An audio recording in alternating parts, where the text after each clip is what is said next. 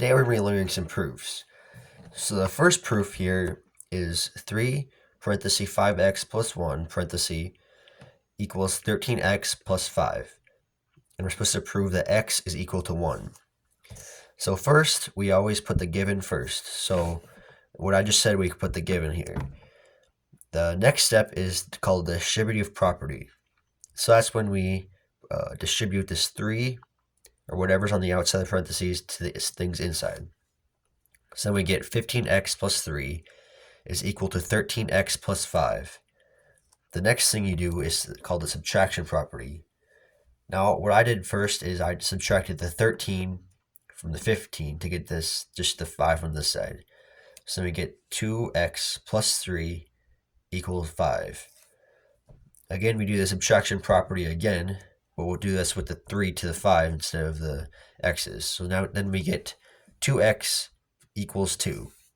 Then the last step is you do the division property of equality, which just says you divide whatever is on one side of the parentheses by the other side. So we get x is equal to 1, which is what we're proving up here. The next step is 7y minus 84 is equal to 2y plus 61, and we're going to prove that y is equal to 29. So again, we put the given first, and then the next step would be, again, I subtracted the 2y from the 7y, which got us to 5y minus 84 equals 61. The next step is called the addition property of equality, and so it's kind of like a subtraction, but we add one number to the other side. So here we're adding 84 to 61. So we get 5y is equal to 145. And then again, we use the division property of equality, divide 5 by 145, and then you get y is equal to 29.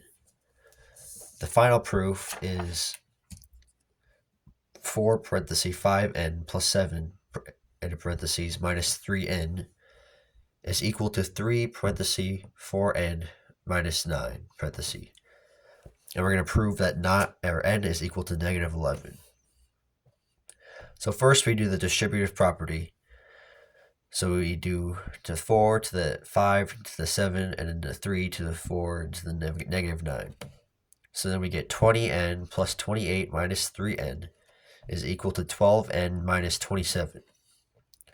The next step is combining like terms. So we combine these two are the like terms on the one side of the parenthesis. So then we get 17n plus 28 is equal to 12n minus 27. Next we do the subtraction property. And so I subtracted the 12n on this side to this side. So we get 5n plus 28 equals negative 27. Then we do the subtraction again, which is I subtracted 28 from this side and this side too. So we get 5n equals negative 55. And then finally, we do the division property of equality again, which would be negative 55 divided by 5, which is negative 11. That's how you do proofs.